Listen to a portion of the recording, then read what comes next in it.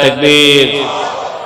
আর একটু আওয়াজ দিয়ে বলুন, দেখবেন মাহফিলটা জমে যাবে। সামনের আলোচনাটা অনেক সুন্দর, একটু আওয়াজ দিয়ে বলুন নারায়ে তাকবীর। ফুরফুরা দরবার শরীফ, ফুরফুরা দরবার শরীফ, বিশ্ব নবী দিবস, নারায়ে তাকবীর। আমার দিনী ভাইয়েরা হৃদয় দিয়ে কথাগুলো খেয়াল করবেন। আপনার আমার যে মাযহাবের ইমাম হযরত আবু হানিফা রাহমাতুল্লাহি আলাইহি, উনি একটা মঞ্চের মধ্যে ওয়াজ করতেছেন। ওয়াজের মধ্যে হাজার হাজার মানুষ। তিনি বলা শুরু করলেন যে সৃষ্টিকর্তাকে মানা লাগবে। যতদিন পর্যন্ত সৃষ্টিকর্তাকে মানতে পারবো না, ততদিন পর্যন্ত আমরা জান্নাতে যেতে পারবো না। পাশ থেকে একজন নাস্তিক ডেকে বললেন, ওই আবু হানিফা, তোমার আল্লাহকেও দেখা যায় না, তোমার নবীকেও দেখা যায় না, অতএব আল্লাহও ভুয়া, তোমার নবীও ভুয়া। হযরত আবু হানিফা রাহমাতুল্লাহি আলাইহি ওদেরকে ডেকে বললেন, আমার আল্লাহ আছে। এক নাস্তিক লাফ দিয়ে উঠে বলে, আবু হানিফা, আচ্ছা তুমি বলো তো তোমার নামটা জানি কি? হযরত আবু হানিফা বললেন, আমার নাম নোমান। আবার জিজ্ঞেস করা হলো, নোমান রে, তোমার বাপের নামটা কি? হযরত আবু হানিফা বললেন, আমার বাপের নামটা হলো সাবিত। জিজ্ঞেস করা হলো, তোমার নাম নোমান, তোমার বাপের নাম সাবিত, আমরা মেনে নিলাম তোমার সৃষ্টিকর্তার নাম হলো আল্লাহ। এবার একটু বলো তো তোমার সৃষ্টিকর্তার আল্লাহর বাপের নামটা কি? হযরত আবু হানিফা সুন্দর করে তেলাওয়াত করে শুনিয়ে দিলেন। পড়ুন আমার সাথে, কুল হুয়াল্লাহু আহাদ আল্লাহুস সামাদ লাম ইয়ালিদ ওয়া লাম ইউলাদ ওয়ালাম ইয়াকুল লাহু কুফুয়ান আহাদ। একটু জোরে বলুন না, আল্লাহু আকবার। কুল হুয়াল্লাহু আহাদ আল্লাহুস সামাদ লাম ইয়ালিদ ওয়া লাম ইউলাদ ওয়ালাম ইয়াকুল লাহু কুফুয়ান আহাদ। আল্লাহু আকবার।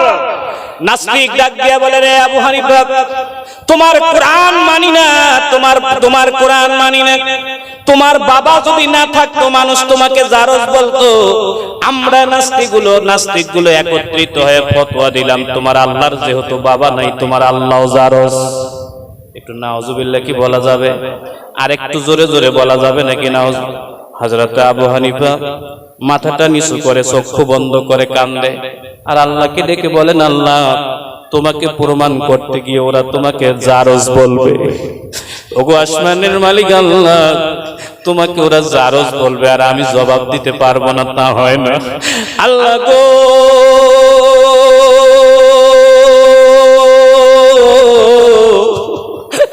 আল্লাহ, আমি তোমাকে প্রমাণ করতে গিয়ে ওরা তোমাকে জারজ বলবে, আমি এটা মেনে নিতে পারবো না। ওগো আরশের মালিক আল্লাহ, মেহেরবানি করে তুমি আমাকে এমন হিকমত দান করো, আজকে থেকে যেন গোটা এই এলাকার মধ্যে আর কেউ আমাদের সামনে দাঁড়াতে না পারে, মুসলমানদের সামনে দাঁড়াতে না পারে, মুসলমানরা যেন মাথা উঁচু করে দাঁড়িয়ে থাকে। আল্লাহ, তোমার নামটা যেন গোটা পৃথিবীর মধ্যে জারি থাকে। একটু জোরে জোরে বলুন আল্লাহু আকবার। সম্মানিত দিনী ভাইয়েরা, লম্বা আলোচনা করব না। হযরত আবু হানিফা লোকটাকে কাছে ডাকলেন, ডেকে বললেন, প্রিয় ভাই, আপনি আমার আল্লাহকে জারজ বলেছেন। আমার আল্লাহ জারজ নন, তার কোনো বাবা নাই, তিনি ঘুমান না। আল্লাহু লা ইলাহা ইল্লা হুয়াল হাইয়ুল কাইয়্যুম লা তাখুযুহু সিনাতুন ওয়া লা নাওম। একটু মেহেরবানি করে বলুন, আল্লাহ কি ঘুমান? আল্লাহ কি ঘুমিয়ে যান, তন্দ্রা যান? কখনো আল্লাহ ঘুমান না। আমার দিনী ভাইরা, ছোট্ট একজন হযরত আবু হানিফা মুরব্বিকে কাছে টেনে মাথায় আস্তে করে হাতটা দিয়ে বললেন, প্রিয় ভাই, আপনি বলেন, কি দিয়ে আপনি বুঝাইলে বুঝবেন যে আল্লাহর বাপ মায়ের দরকার নাই? ওই নাস্তিক ডাক দিয়ে বলে, আবু হানিফা, কোরআন দিয়ে যদি কোনো দলিল দাও তাহলে আমরা মানবো না, আমি মানবো না। হাদিস দিয়ে দলিল দিলে মানবো না। কোরআনের দলিলের দরকার নাই, হাদিসের দলিলের দরকার নাই। যুক্তি দিয়ে বুঝাবা যে আল্লাহ আছে, যুক্তি দিয়ে বুঝাবে যে আল্লাহ বাবা ছাড়াই ঠিক আছে। হযরত আবু হানিফা বলেন, আমি যদি তোমাকে অঙ্ক দিয়ে বুঝাই তাহলে তুমি মেনে নিবে কিনা? উনি বলছেন, হ্যাঁ, আপনি যদি অঙ্ক দিয়ে মেনে নিতে বুঝাতে পারেন তাহলে আমি 100 তোমার আল্লাহকে বিশ্বাস করব। আবু হানিফা ওকে জিজ্ঞেস করলেন, তুমি কি একের ঘরের ধারাপাতটা পারো নাকি? আমার দিনী ভাইরা চক্ষু বন্ধ করে হযরত আবু হানিফা 2 রাকাত নামাজ আদায় করে নবীজিকে একটুখানি সালাম দিয়ে লোকটিকে বলছে, তুমি একের ঘরের ধারাপাত করো। আমার দিনী ভাইরা এবার ওই মানুষটা একের ঘরের ধারাপাত করতেছে। 1 ওকে 1, 2 ওকে 2, 3 একে 3, 4 একে 4, 5 একে 5, 6 একে 6, 7 একে 7, 8 একে 8, 9 একে 9, 1 এ 0, 10। আবু হানিফা লোকটিকে জিজ্ঞেস করলেন, প্রিয় ভাই, আপনি একটুখানি বলেন তো 10-এর বাপকে? ওই লোক মাথা নিচু করে বলতেছে, 10-এর বাবা হলো 9। আবু হানিফা বললেন যে যুক্তিটা কি? 10 কে 9 কেমন করে বাবা হলো? বলতেছে, বাবা আগে বাচ্চা পরে, 9 আগে 10 পরে, অতএব 10-এর বাবা হলো 9। আবু হানিফা বললেন, 9-এর বাপকে? কয় 9-এর বাবা 8। আবু হানিফা এবার বললেন, 8-এর বাবাটা কে? বলে 8-এর বাবা 7। আবু হানিফা বলেন, তাহলে 7-এর বাবা কে? বলছে 7-এর বাবা হলো 6। জিজ্ঞেস করা হলো 6-এর বাপ? কয় 6-এর বাপ 5, 5-এর বাপ 4, 4-এর বাপ 3, 3-এর বাপ 2, 2-এর বাপ? একটু বলুন 2-এর বাবাকে? সবাই মিলে কোন কে? 2-এর বাবা হলো 1। আবু হানিফা এবার ওকে ডাক দিয়া বলে, তাহলে 1-এর বাবাটা কে? তাড়াতাড়ি বলো। নাস্তিক মাথা নিচু করে বলতেছে, 1-এর কোনো বাবা নাই। আবু হানিফা বলেন, আমি ফতোয়া দিলাম একটাও জারজ। নাস্তিক বলে 1 যদি জারজ হয় তাহলে 2 হলো জারজের বাচ্চা, 3 হলো জারজের নাতি, 4 হলো জারজের পুতি, 10 পর্যন্ত যত অঙ্ক হবে সব জারজের বংশধর। আবু হানিফা বলেন, কেমন দিলাম ফতোয়াটা? নাস্তিক বলেন, না, এই ফতোয়া আমি মানি না। অঙ্ক হিসাব বিজ্ঞানটা তাহলে সম্পূর্ণ জারজ হয়ে যাবে। আবু হানিফা বলেন, তাহলে এবার তুমি ফতোয়া দাও, একটা কি? এবার নাস্তিক বলতেছে, আবু হানিফা, 1 এমন একটা সংখ্যা যার বাপ মা লাগে না, একাই 100, সেটা ছাড়া পৃথিবীর কোনো অস্তিত্ব নাই। আবু হানিফা বলেন, ওরে বলো এইটাই আমার আল্লাহ। একটু জোরে জোরে বলুন, তিনি কে? এই নামটা যে যত জোরে বলবেন হায়াত তত লম্বা হবে। একটু মেহেরবানি করে বলুন, তিনি কে? আরো জোরে বলেন, তিনি কে? হযরত আবু হানিফাকে ওই দিনে জেলে নিয়ে যাওয়া হলো। নাস্তিকের সাথে জয়ী হয়েছে কেন? কেন আল্লাহ নামটা নিয়ে গোটা পৃথিবীতে সে আলো আন্দোলন করে বেড়ায়, এই জন্য তার উপরে চূড়ান্ত টর্চ শুরু হলো। সকাল বিকাল তাকে ধরে পিটানো হয়। আমার দিনী ভাইরা, হযরত আবু হানিফা প্রতিদিন ঈশার নামাজের পরে আমার নবীজির শানে 100 বার করে দরুদ পড়েন।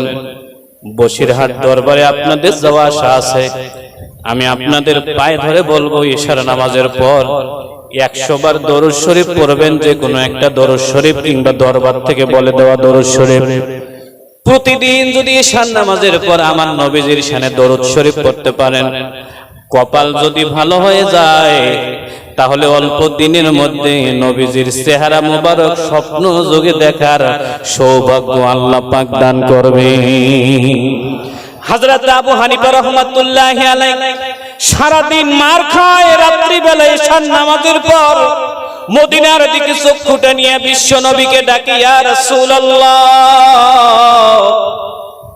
আমি আবু হানিফা, ও নবী গো, আপনার আদর্শকে বুলন্দ করার জন্য, আপনার আদর্শকে বাস্তবায়ন করার জন্য মার খাচ্ছি।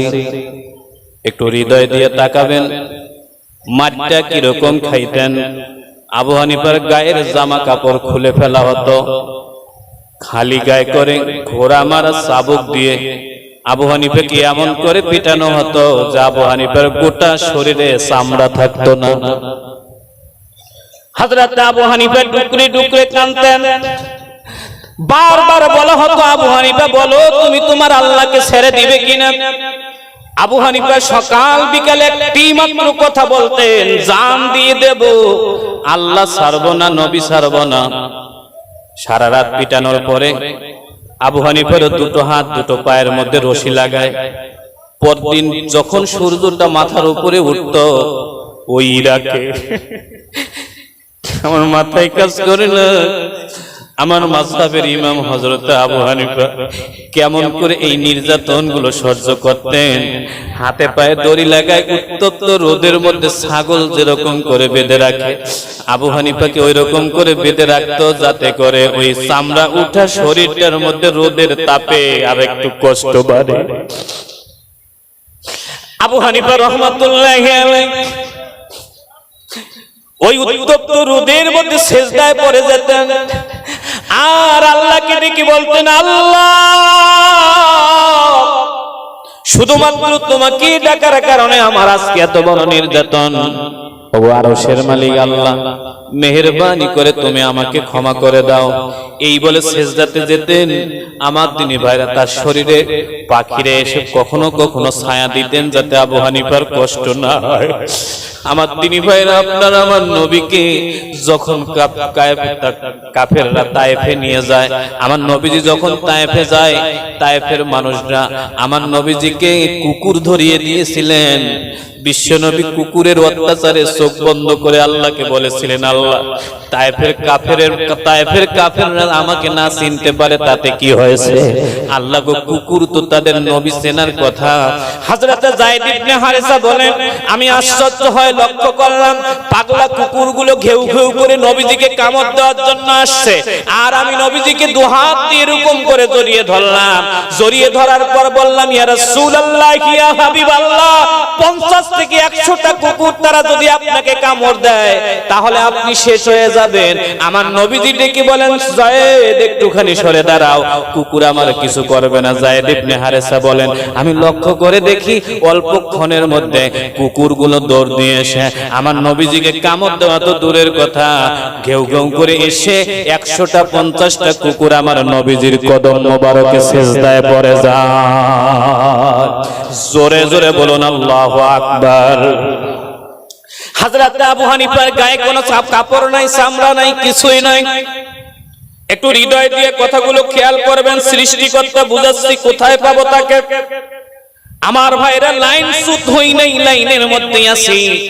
হযরত আবু হানিফা রাহমাতুল্লাহি আলাইহিকে জেলখানায় নিয়ে যাওয়া হলো। আবার শরীর ফুলে মোটা হয়ে গেছে, 3 দিন পেটানো হয়েছে তাকে। প্রেসিডেন্ট মানসুর পুলিশ পাঠিয়ে দিলেন আবু হানিফার বাড়িতে। আবু হানিফার মাকে ধরিয়ে আনা হলো। আনার পর আবু হানিফার মাকে শিখিয়ে দেওয়া হলো, ওই যে তোমার সন্তান জেলখানায় মার খেয়ে কিরকম হয়ে আছে দেখো, ওকে ভালো করে বুঝাও। ও যদি আল্লাহ নবী নিয়ে বেশি কথা বলে তাহলে কিন্তু এখানে দুনিয়া থেকে বিদায় করে দেব। যাও তুমি তোমার সন্তানের কাছে তাড়াতাড়ি করে চলে যাও। এ মুসলমান, যেমন সন্তান তেমন মা। আল্লাহু আকবার বলুন। মা যেমন সন্তান তেমন মা সন্তানের সামনে গিয়ে দাঁড়িয়েছে। নোমান ইবনে সাবিত, আপনার আমার মাযহাবের ইমাম, আমরা হানাফি মাযহাব সবাই অনুসরণ করি। বসিরহাটের আল্লামা রুহুল আমিন রাহমাতুল্লাহি আলাইহি উনি এই হানাফি মাযহাবই মানতেন। বর্তমান শরফুল আমিন হুজুর তিনিও হানাফি মাযহাব মানেন। আপনারা 20 রাকাত তারাবি পড়েন, এটাও হানাফি মাযহাবের মাসালা। আপনারা দাড়ি লম্বা রাখছেন, নবীর সুন্নাত এবং হানাফি মাযহাব। আমার দিনী ভাইরা, আমরা মাযহাবে হানাফি। আপনারা আমার মাযহাবের ইমাম আবু হানিফার কথা বলছি। মা গিয়ে জেলখানার ওই রডের সামনে গিয়ে দাঁড়িয়ে সন্তানের দিকে তাকায়। আবু হানিফা ডুকরে ডুকরে কান্দে আর মাকে ডাক দিয়া বলে, মা তুমি কেন এখানে? মা ডেকে বলে, কলিজার টুকরা রে, যাতে করে তুমি আল্লাহ রসুলকে ভুলে যাও, এই জন্য আমাকে নিয়ে আসা হয়েছে। আমি তোমাকে বলতে চাই বাবা, তুমি কি করবে? আমি আমার ভাইদের কাছে ছোট্ট করে জিজ্ঞেস করি যে সন্তানটা 90,000 মাসালা লিখেছে, যে পেটের সন্তান 90,000 মাসালা লিখেছেন, যে আবু হানিফার মতো মহান মানব, যে মায়ের পেটে ছিলেন, ওই সন্তানটাকে পিটিয়ে পিটিয়ে মোটা করে ফেলা হয়েছে। মা সেখানে উপস্থিত। মায়ের চোখ দিয়ে ঝরঝর করে পানি পড়ছে আর বলছে, আবু হানিফা আমাকে বলা হয়েছে যাতে করে তুমি আল্লাহকে ভুলে যাও। বাবা তুমি কি বলতে চাও? হযরত আবু হানিফা বলেন, মা তুমি এবার একটুখানি বলো আমি কি করব, তুমি যা শিখিয়ে দিবে মা আমি তাই করব। হযরত আবু হানিফা রাহমাতুল্লাহি আলাইহি মায়ের দিকে তাকাচ্ছে, মা বারবার বুকের মধ্যে এরকম করে হাত দিচ্ছে। আমার দিনী ভাইরা রে, আমি একটা বিজ্ঞানের বইয়ের মধ্যে পড়েছিলাম, সন্তান মায়ের পেটে যে থলিটাতে থাকে ওই থলিটা মাত্র 10 ইঞ্চি লম্বা, কিন্তু একটি সন্তান যখন মায়ের পেট থেকে বের হয় বাচ্চাটা 18 ইঞ্চি 16 ইঞ্চি লম্বা হয়। আমার রংপুরে একজন ডাক্তার ছিল কর্নেল আবু তাহের। আমি একদিন ওনাকে জিজ্ঞেস করেছিলাম, স্যার মায়ের পেটের জায়গা হলো 10 ইঞ্চি, কিন্তু আমি যখন মায়ের পেট থেকে বের হয়েছি তখন ছিলাম 18 ইঞ্চি। 10 ইঞ্চি একটা থলির মধ্যে আমার কিভাবে থাকা হয়েছে একটু বলবেন কি? উনি জবাব দিয়েছিলেন, মাওলানা সন্তান যেদিন তার মায়ের পেটে আসে ওই দিন থেকে বাচ্চাটার বয়স যখন মায়ের পেটে 7 মাস হয় তখন বাচ্চাটা 10 ইঞ্চি লম্বা হয়ে যায়। 7 মাস পর সন্তান বাড়ার মতো মায়ের পেটে 100টা পরিমাণ জায়গাও থাকে না। 7 মাসে একদিনের দিনে সন্তানের পা নিয়ে সেট করে দেওয়া হয় মায়ের কলিজার নিচে। আমার দিকে তাকাবেন, সন্তান যখন মায়ের পেটে 11 ইঞ্চি লম্বা হয় সন্তানের পা দ্বারা মায়ের কলিজাতে 1 ইঞ্চি উপরে ওঠে। সন্তান যখন মায়ের পেটে 12 ইঞ্চি লম্বা হয় সন্তানের পা দ্বারা মায়ের কলিজাটা 2 ইঞ্চি উপরে উঠে যায়। সন্তান যখন মায়ের পেটে 15 ইঞ্চি লম্বা হয় সন্তানের পা দ্বারা মায়ের কলিজাটা 5 ইঞ্চি উপরে উঠে যায়। সন্তান যখন মায়ের পেটে 17 ইঞ্চি লম্বা হয় সন্তানের মায়ের ঝুলন্ত কলিজাটা সন্তানের পা দ্বারা 7 ইঞ্চি উপরে উঠে। আমি ডাক্তারকে জিজ্ঞেস করেছিলাম, স্যার সন্তান তার মায়ের পেটে এই যে পা দিয়ে কলিজাটাকে উপরে উঠায় রাখে মায়ের কি কোনো কষ্ট হয় না? আমার বন্ধুরা, ডাক্তার আমাকে ডেকে বলেন, মাওলানা কষ্ট হয় না কি বলো? যেদিন সন্তান তার মায়ের কলিজায় পা লাগায় 7 মাস অবস্থায় ওই দিন থেকে ভূমিষ্ঠ হওয়া পর্যন্ত যে সন্তানটা মায়ের পেটে কম নড়াচড়া করে এইরকম একটা সন্তান তার মায়ের কলিজার মধ্যে লাথি মারে 4500 বার। একটা সন্তান তার মায়ের কলিজার মধ্যে 4500 বার লাথি মারে। এই লাথি আপনি মেরেছেন, এই লাথি আমি মেরেছি, এই লাথি মন্ত্রী এমপিরা মেরেছে, হুজুরেরা মেরেছে, ওলি আল্লাহরা মেরেছে। আমি বললাম, স্যার 4500 বার একটা সন্তান তার মায়ের কলিজায় লাথি মারে, এতে কি মায়ের কষ্ট হয় না? জবাব দিয়েছেন, মাওলানা এই 4500 লাথির মধ্যে সবচেয়ে ছোট্ট যে লাথিটা, এইরকম একটা লাথি যদি পৃথিবীর কোন সন্তান তার বাপের কলিজায় মারত বাবা মরে যেত। আমি বললাম, বাবা মরত কেউ তো মা মরল না যে? জবাব দিয়েছে, মাওলানা যেই দিন সন্তান মায়ের কলিজায় লাথি মারে যত লাথি দেয় মায়ের সন্তানের প্রতি মায়ের ভালোবাসা তত বেড়ে যায়। আল্লাহু আকবার। যে সন্তান যত লাথি মারে ওই সন্তানের প্রতি মায়ের ভালোবাসা তত বাড়ে। এই জন্য মিলিয়ে দেখবেন, সন্তানের মায়ের প্রথম বাচ্চা যেটা হয় বড় বাচ্চাটা, এই বাচ্চাটা দুষ্ট হলেও মায়ের ভালোবাসা বড় বাচ্চাটার প্রতি একটু বেশি থাকে। কারণটা হলো এইটাই, যখন দুনিয়ায় এসেছিল তখন মায়ের পেটে কোনো জায়গা ছিল না, ওই লাত্তি গুঁতা দিয়ে দিয়ে মায়ের কলিজায় জায়গা করে দিয়েছে। এই জন্য খেয়াল করে দেখবেন, মায়ের কাছে বড় সন্তানের একটা আলাদা কদর আছে। এ মুসলমানেরা, ওই বেশি জ্বালিয়েছে কবরের পেটের মধ্যে আমার বন্ধুরা 4500 লাথি মারে একটা সন্তান। বিজ্ঞানীরা বলেছেন এই 4500 লাথির মধ্যে 3টা বড় বড় লাথি আছে, যেই লাথিগুলো পৃথিবীর কোনো মানুষ কখনো কোনোভাবে ভুলতে পারবে না। আপনারা যদি অনুমতি দেন এই লাথি 3টার ইতিহাস আপনাদের সামনে সংক্ষেপে তুলে ধরে আমি আমার সৃষ্টিকর্তার পাওয়ার ঠিকানায় চলে যাব। এটাও আলোচনার মধ্যে অ্যাডজাস্ট আছে, আমি মিলিয়ে দিচ্ছি। এ মুসলমানেরা 4500 লাথির মধ্যে 3টা বড় বড় লাথি আছে যা মা কোনোদিন কখনো কোনোদিন ভুলতে পারবে না। আমি আলোচনাটা শোনার আগে আমি একটুখানি ওই সকল হতভাগা কপাল কপাল পোড়া ভাইদের একটু জান্নাতি হাতগুলো দেখতে চাচ্ছি, যাদের যাদের দুঃখিনী মা বেঁচে নাই, অলরেডি কবরে চলে গেছে, এরকম কয়জন ভাই আছেন একটু হাতটা উঁচু করে দেন তো, যাদের মা বেঁচে নেই। আল্লাহ, হাতটা একটুখানি উপরে উঠিয়ে রাখুন। আমার তিনি ভাইরা আলোচনাটা একটু হৃদয় দিয়ে শুনুন। ছোট্ট একটা আমল শিখিয়ে দেব আজকের দিন, যে আমলের কারণে মায়ের কবরটাকে আল্লাহর জান্নাত হয়ে যাবে ইনশাআল্লাহ। এ মুসলমানেরা, যে সকল ভাইদের মা আছে, একটু আল্লাহর রাস্তা হাতটা একটু উঁচু করে দেন। আমার মা আছে, আমার মা আছে, যাদের মা আছে শুধু তারা হাত তুলবেন। যে সকল ভাইদের মা আছে, উপর নিচে যাদের মা আছে, একটু হাতটা উঁচু করে রাখুন। আমি আল্লাহর দরবারে দোয়া করব রে যুবকেরা, সামনের 10টা মিনিটের আলোচনা যদি হৃদয়ে দিয়ে নিয়ে যেতে পারো, তাহলে আজকের ময়দান থেকে বাইজিদ বোস্তামি হয়ে বাড়িতে যেতে পারবে। আজ যদি ভাগ কপাল পুরা হয়, তাহলে কোনোদিন হেদায়েত নসিবে আসবে না। একটু হৃদয় দিয়ে শুনুন। 4500 লাঠির মধ্যে সবচেয়ে বড় বড় লাঠি। বিজ্ঞানীরা বলেন, একজন মা যখন প্রথমবার গর্ভবতী হয়, খেয়াল করে দেখবেন, আপনারা মিলিয়ে দেখবেন, প্রথমবার যখন একজন মা গর্ভবতী হয়, প্রথমবার গর্ভবতী হবে, বাচ্চা প্রসব হবে, 10 দিন 15 দিন আগে একটা গর্ভবতী মহিলা যদি কারো কাছেও ক্ষমা না চায়, মিলিয়ে দেখবেন, যারা বাবা হয়েছেন, মাপ নাও চায়, দোয়া নাও চায়, কারো কাছেও যদি না চায়, স্বামীর কাছে গিয়ে বলবে যে আমাকে ক্ষমা করে দিও। প্রথম বাচ্চার বেলায় পৃথিবীর সব মা গুলো নরম হয়ে যায়, স্বামীর কাছে গিয়ে বলে, মা আমাকে ক্ষমা করে দিও, আমি যদি মরে যাই, আমার সন্তানটাকে লালন পালন করিও।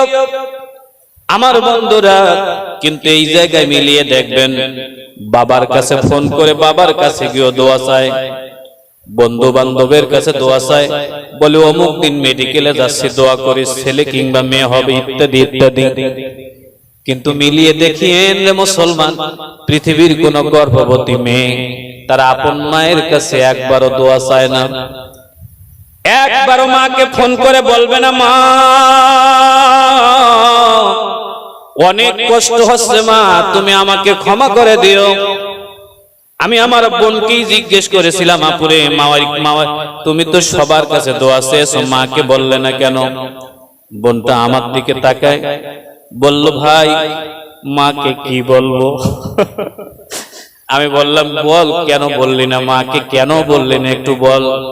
কষ্টের কথা তো পৃথিবীতে সবাই আগে মা বাবাকেই বলে।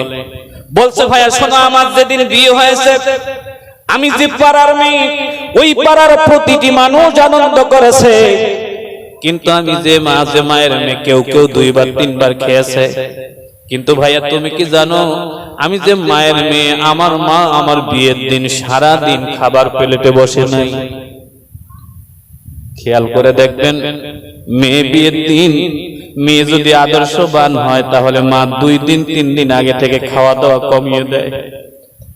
বিয়ের দিন কখনো পেটের ব্যথা, কোন মা রোজা থেকে দেয়, সারাটা দিন কাঁদতে কাঁদতে মায়ের দিনটা পার হয়ে যায়। এরপরে জামাই যখন কবুল হয়ে যায়, মেয়েটাকে এবার তুলে দেওয়ার পালা। মিলিয়ে দেখবেন, বিয়ে তো একটা আনন্দের দিন, সবার মধ্যে আনন্দ কাজ করে, মেয়েটার ভালো বাড়িতে বিয়ে হলো। কিন্তু মেয়েকে যখন জামার হাতে মা তুলে দেয়, কিংবা জামার মায়ের কাছে মেয়েটাকে তুলে দেয়, এই মুসলমানেরা একটু চোখ বন্ধ করে দেখেন তো, ওই সময় একটা মা তার মেয়ে তুলে দেয় না, পৃথিবীর সবচেয়ে বড় সম্পদটা কারো হাতে তুলে দেয়। মেয়েটার হাতটা ধরে নতুন জামাইয়ের কাছে গিয়ে, আমার দিনী ভাইরা জীবনে ছেলেটার সাথে কথা বলে নাই, চিনে না, জানে না, দেখে নাই, এরকম একটা ছেলের হাতের উপরে নিজের মেয়েটার হাতটা দিয়ে, আমার বন্ধুরা, সর্বপ্রথম আপনার মা তার জামাইকে আব্বা বলে ডাকে, বাবা বলে ডাকে, ডাক দিয়ে মেয়েটাকে নিজের মনে হয়, ওই সময় মনে হয় মা যেন মেয়ে তুলে দেয় না, না যেন আসমানের সাপ কিংবা কলিজাটা খুলে কারো কাছে তুলে দেয়। আমার বন্ধুরা, হাসতে হাসতে পৃথিবীর কোন মা তার মেয়েকে ওই জায়গায় তুলে দিতে পারে না, জামাইয়ের হাতে দিতে পারে না, কিংবা জামাইয়ের মার হাতেও দিতে পারে না। কখনো কখনো মেয়ে তুলে দিতে গিয়ে মা গুলো অজ্ঞান হয়ে যায়, আপসেট হয়ে যায়। কখনো কখনো মেয়েকে তুলে দিতে গিয়ে মা আপসেট হয়ে যায়, একা মেয়ে একা আর ঘরে আসতে পারে না, 2 জন 3 জন মিলে মাকে এনে ঘরে শুইয়ে দিতে হয়। যিনি বাবা হন সারাটা দিন পাথরের মতো দায়িত্ব পালন করেন। এ মুসলমানের আমার এলাকার খবর বলছি, মেয়েটাকে আমাদের দেশে সর্বশেষ বিদায় দেয় হলো বাবা। আল্লাহর বান্দাগুলো যে বাবা পাথরের মতো দায়িত্ব পালন করলেন, খেয়াল করে দেখেছি বিয়ের মেয়েটা যখন বরের গাড়িতে উঠতে যাবে ওই সময় পৃথিবীর সব বাবাগুলো লুকোচুরি খেলে। বাবাগুলো মেয়ের সামনে দাঁড়াতে চায় না, একটু দূরত্ব বজায় রাখে। আমার বন্ধুরা, চাচারা, মামারা ধরে এনে বাবাকে মেয়ের সামনে দাঁড় করায়।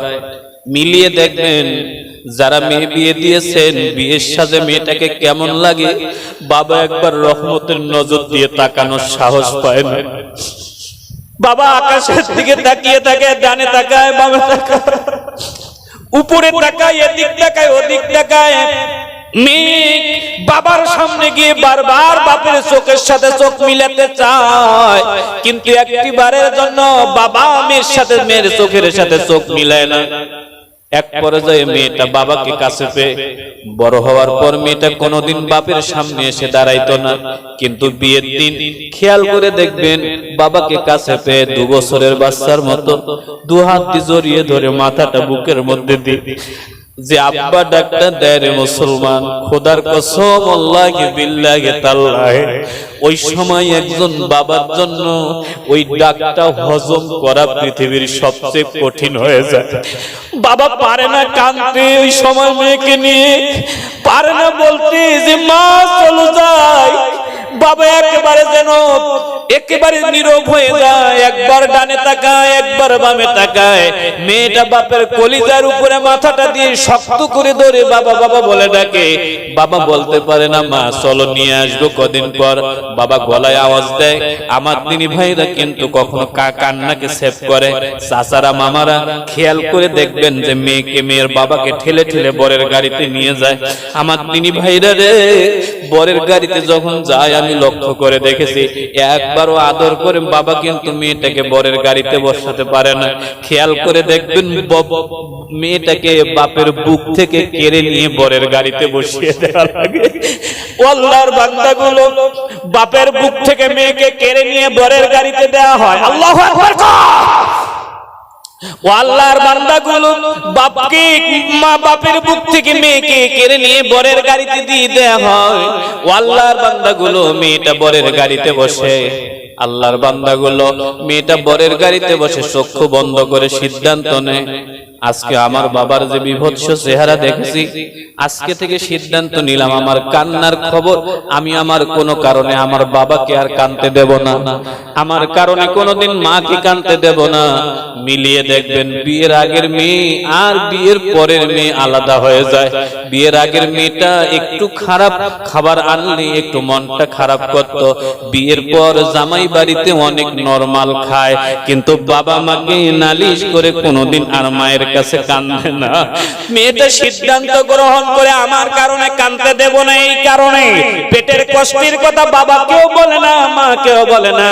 মেয়েটাকে মেডিকেলে নিয়ে যাওয়া হয়। 3টা লাথির প্রথম লাথিটা মারতেছে, বিজ্ঞানীরা বলেন মেয়েটা বাচ্চাটা নরমাল হবে। 2টো হাত 2টো পায়ের মধ্যে রশি উঠিয়ে দেওয়া হয়েছে। আমার দিনী ভাইরা, পিছনের অংশে ডাক্তার, সামনের অংশে যদি আত্মীয় স্বজন থাকলে থাকতে পারে, এটা মেডিকেলের নিয়ম অনুযায়ী। এইরকম একটা মুহূর্তে বিজ্ঞানীরা বলেন 4500 লাথির প্রথম লাথিটা মারে। লাথিতে এত জোরে হয় রে আল্লাহর বান্দাগুলো, আমার বন্ধুরা, এত জোরে লাথিটা হয়, এক লাথিতে মায়ের ডিম্বের 52টা পর্দা ফেটে যায়। মায়ের ডিম্বের 52টা পর্দা ফাটে। মা একটা বার চক্ষু বন্ধ করে আল্লাহ বলে চিৎকার মারে, আল্লাহ বলে চিৎকার মারে, পানি দাও, পানি দাও, পানি দাও। পৃথিবীর কোন ডেলিভারি মহিলাকে পানি খেতে দেওয়া হয় না। তিরমিজি শরীফের হাদিস, লাথিতে এত জোরে হয় এবং পানির পিপাসাটা এত গভীর হয়, ওই সময় একজন মাকে যদি গোটা পৃথিবীর সবগুলো পানি দিয়ে দেওয়া হয়, সব পানি খেয়ে ফেলবে, তবুও মায়ের পিপাসা দূর হবে না। একটু আমার দিকে লক্ষ্য করুন, ও আল্লাহর বান্দাগুলো, মা কোন রকম প্রথম লাথিটা সহ্য করে, 2 নম্বর লাথি মারে। রে যুবকেরা একটু তাকাও, 2 নম্বর লাথিটা মারলে জরায়ুর 7টা পর্দা ফাটে।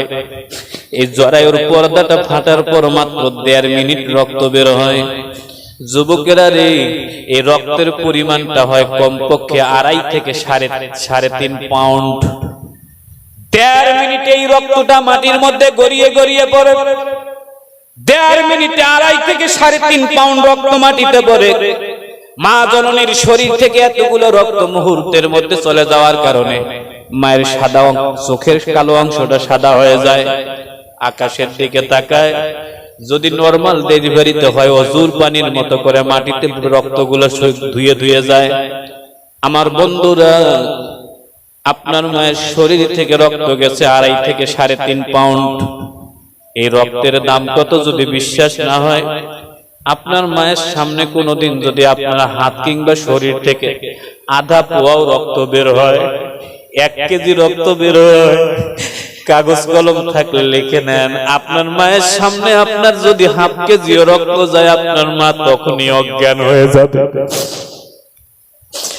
আপনার মা আপনার ব্লাডকে মেনে নিতে পারবে না।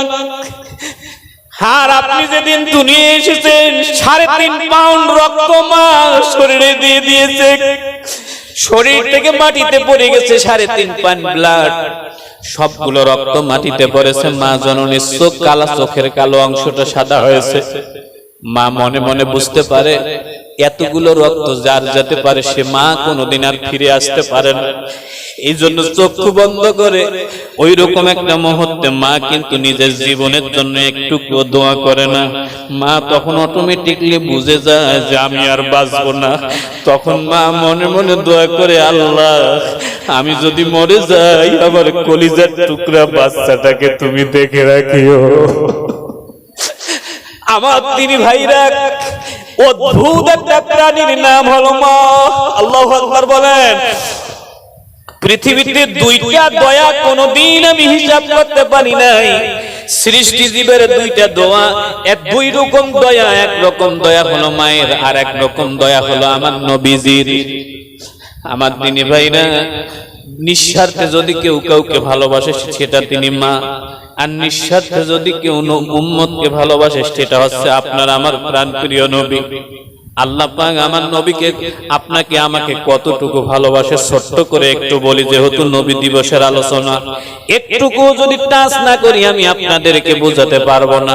হাসরের ময়দানে যখন আল্লাহ সিদ্ধান্ত গ্রহণ করবেন পৃথিবীতে এবার হিসাব নিকাশ হবে, তখন আল্লাহ পাক 4 জন ফেরেশতাকে জিন্দা করবেন, আজরাইল, মিকাইল, ইসরাফিল এবং জিবরাইল। এই 4 জন ফেরেশতা সৃষ্টি হওয়ার পর আমার আল্লাহ পাক এই 4 জনকে দায়িত্ব দিবেন যে তোমরা আমার নবীজিকে রওজা মুবারক থেকে ডাক দিয়ে উঠাও। ফেরেশতারা বলবেন, আল্লাহ হাসরের ময়দান তো আমরা এসেছি, কিন্তু আমরা গোটা হাসরের ময়দানের মধ্যে তো দেখি নেই কোথায় আমার নবীজির রওজা মুবারক। ও আল্লাহ,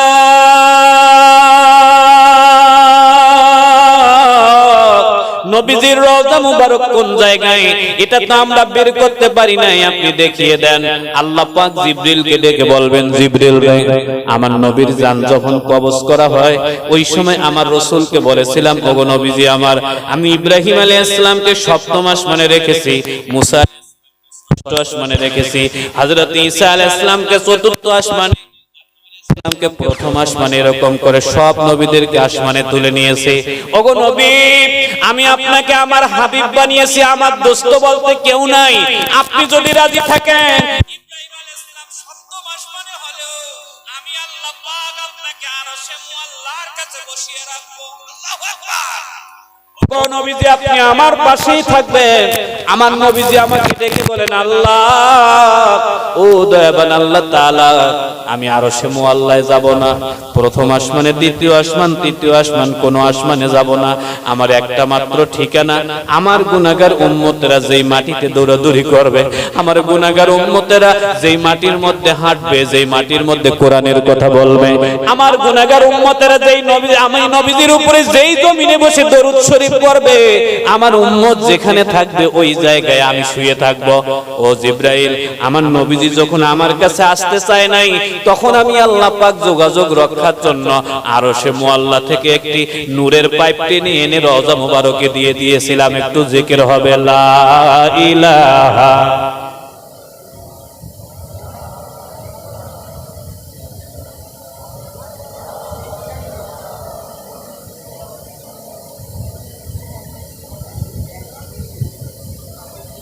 লা ইলাহা ইল্লাল্লাহ, লা ইলাহা। আরেকটু জোরে জোরে বলবো, লা ইলাহা। মেহেরবানি করে দরুদ শরীফ পড়েন, আল্লাহুম্মা সাল্লি।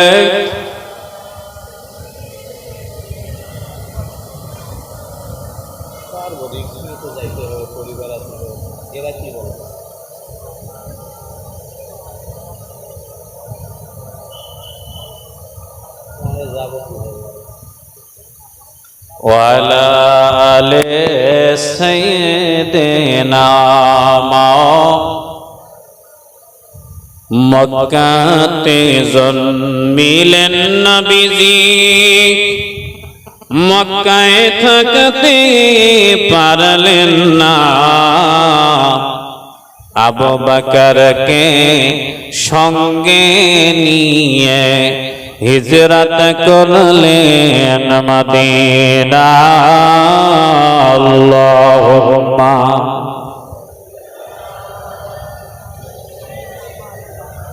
মাওলানা মুহাম্মদ ওয়ালা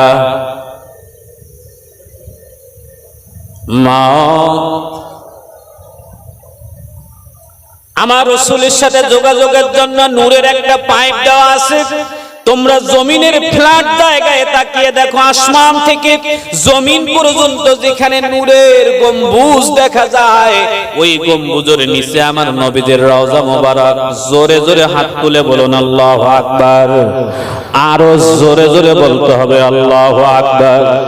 হযরতে জিবরিল বলেন, আমি আজরাইলকে দায়িত্ব দিলাম, ওগো আজরাইল তুমি ডাক দাও নবীজিকে। আজরাইল বলেন, আমি ডাকবো না, কারণ শেষ কষ্টটা আমি দিয়েছি।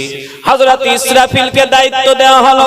ইসরাফিল বলে, আমি ডাকবো না, কারণ আমি এত জোরে বাঁশিতে ফু দিয়েছিলাম, গোটা পৃথিবী তছনছ হয়ে গিয়েছে। হযরত মিকাইল বলছে যে না, আমি ডাকবো না। মিকাইলকে দায়িত্ব দেওয়া হলো। মিকাইল বললেন, আমি হলাম নিষ্ঠুর, নবীজির রিজিক বন্ধ হয়ে গেছে, এই সংবাদটা আমি নবীজিকে নিষ্ঠুরের মতো দিয়ে এসেছিলাম। সর্বশেষ হযরত মিকাইল আলাইহিস সালাতু ওয়াস সালাম নবীজিকে রওজা মুবারক থেকে ডাকবেন। আপনার নবীর ভালোবাসা বলছি, আমার দিনী ভাইরা, নবীজিকে যখন রওজা মুবারক থেকে ডাক দিয়ে উঠানো হবে, আল্লাহ নবীকে ডাক দেওয়া হবে, ইয়া রাসূলুল্লাহ, ইয়া হাবিবাল্লাহ, আল্লাহ আপনাকে সালাম দিয়েছেন, আপনি উঠুন। আল্লাহু আকবার বলেন। রওজার সামনে ডাক দিচ্ছে, কিয়ামতের আগে আগে যা ঘটবে, বিচার দিনের আগে আল্লাহর নবীকে মিকাইল বলবেন, ইয়া রাসূলুল্লাহ, আল্লাহ আপনাকে ডাক দিয়েছেন, আপনি তাড়াতাড়ি উঠুন। আমার বন্ধুরা, নবীজি এবার রওজা মুবারকটা ফেটে যাবে। বিশ্ব নবী বাম হাতের উপরে এরকম করে মাটিতে ঠেস দিয়ে, আল্লাহ রাসূল এরকম করে ঠেস দিয়ে উপরে মাথা উঁচু করে দাঁড়াবেন। কবরের উপরে দাঁড়িয়ে সর্বপ্রথম জিবরিল আমিনকে আমার নবীজি চিনতে পারবেন। জিবরিলকে চিনেই আমার নবীজি বাম হাত দিয়ে বা ডান হাত দিয়ে এরকম করে মাটিগুলো ঝেড়ে ফেলবেন। ঝাড়বেন আর বলবেন, ভাই জিবরাইল নেই, বলো না আমার গুনাহগার উম্মত গুলো কোথায় আছে? ভাই জিবরাইল, তুমি একটুখানি বলো আমার গুনাহগার উম্মত গুলো কোথায়? জিবরিল বলবেন, ইয়া রাসূলুল্লাহ, আপনার গুনাহগার উম্মতদেরকে জান্নাতে দেওয়ার জন্যই, আপনাকে জান্নাতে নেওয়ার জন্যই আপনাকে তাড়াতাড়ি ডাকা হয়েছে।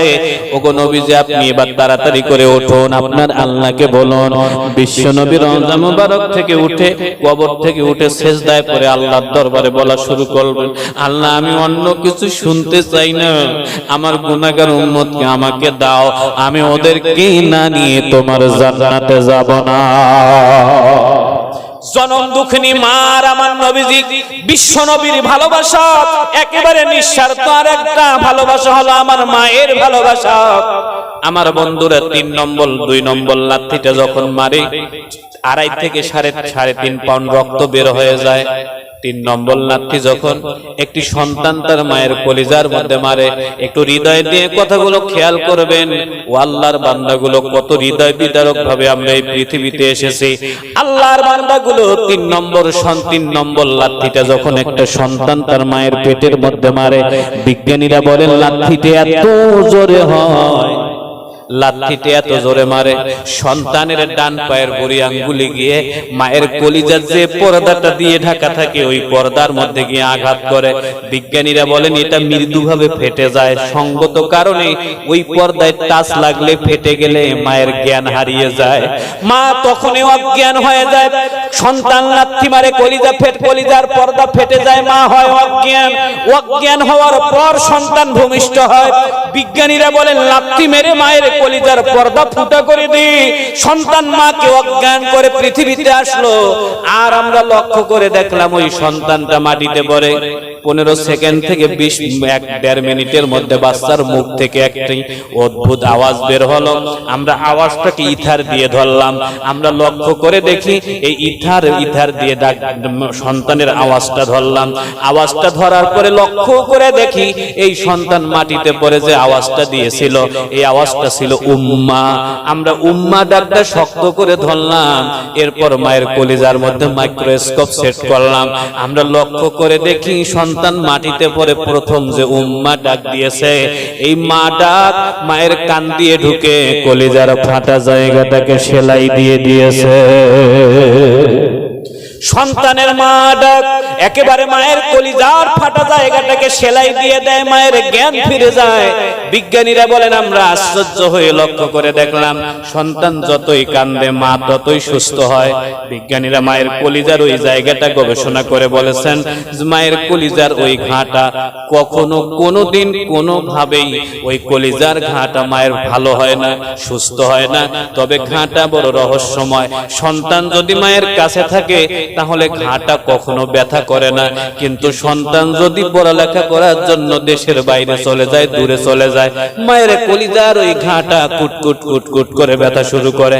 যতক্ষণ পর্যন্ত সন্তান ফিরে আসে না ততক্ষণ পর্যন্ত মায়ের কলিজার ব্যথা ভালো হয় না। দরুদ আল্লাহুম্মা সাল্লি মাওলানা মুহাম্মদ ওয়া আলা আলি সাইয়্যিদিনা। আরেকটু আওয়াজ বাড়ায় দিয়ে আল্লাহুম্মা সাল্লি মাওলানা মুহাম্মদ ওয়া আলা আলি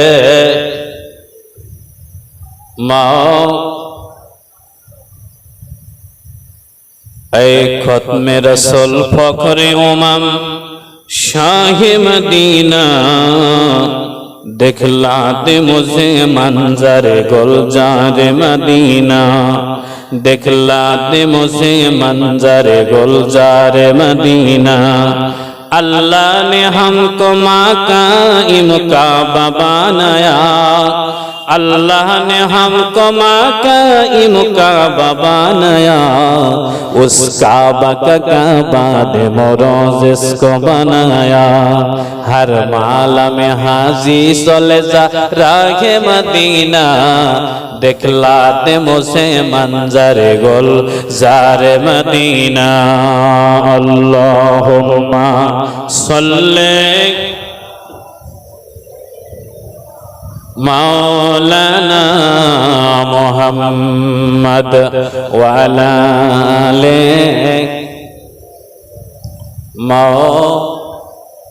हजरत আবু হানিফা তার মায়ের সামনে দাঁড়ান, মাকে ডাক দিয়ে বলেন আম্মু তুমি বলো আমি কি করব।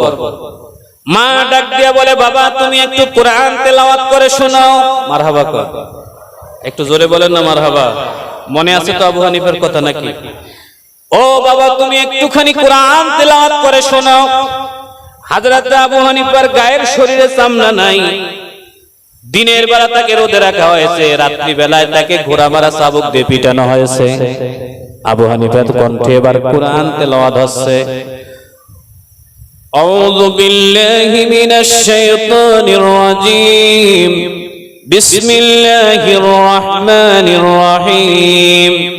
ইদাস সামাউ ফাতারাত ওয়া ইদাল কাওয়াকিবু তাসারাত وإذا البحار فجرت وإذا القبور بعثرت علمت نفس ما قدمت وأخرت يا أيها الإنسان ما غرك بربك الكريم الذي خلقك فسواك فعدلك في أي صورة ما شاء ركبك كلا بل تكذبون بالدين وإن عليكم لحافظين كراما كاتبين يعلمون ما تفعلون إن الأبرار لفي نعيم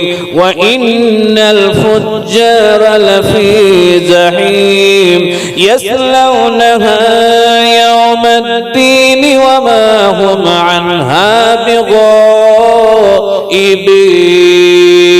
بغائبين وما أدراك ما يوم الدين ثم ما أدراك ما يوم الدين يوم لا تملك نفس لنفس شيئا والأمر يومئذ لله।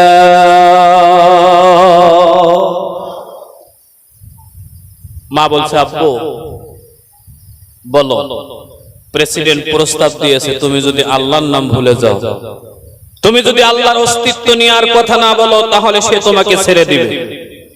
সন্তান আবু হানিফা ডাক দিয়া বললেন, আম্মু আমার, আমি কেমনে তাকে বলবো যিনি সৃষ্টি করলেন? হুয়াল্লাযী জাআলা লাকুমুস সামআ ওয়াল আবসার।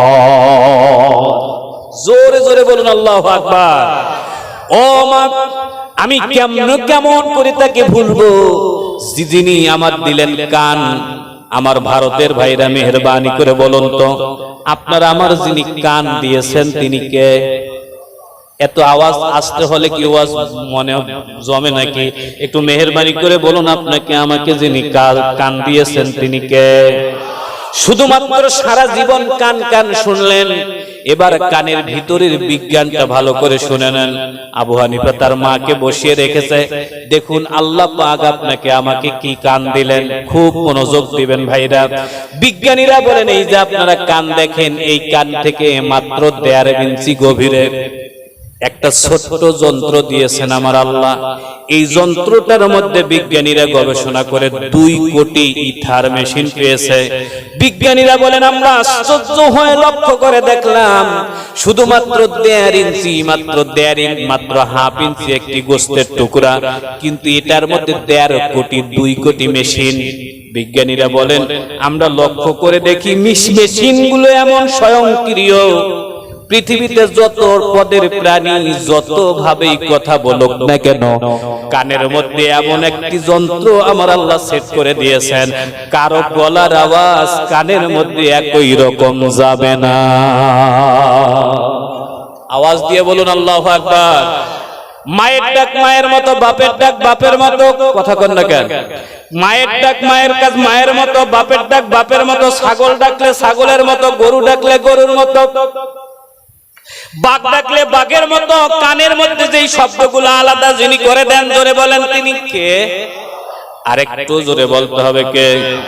আবু হানিফা ডেকে বলেন, মা রে, ও আমার মা, আল্লাহ যদি অন্ধ বাচ্চার কানের মধ্যে এই যন্ত্রটা না দিতেন, তাহলে কোন অন্ধ বাচ্চা তার মাকে খুঁজে পেত না, কারণ কানের মধ্যেই যন্ত্র আছে বলে অন্ধ তার কণ্ঠ দিয়েই বুঝতে পারে এটা আমার মা।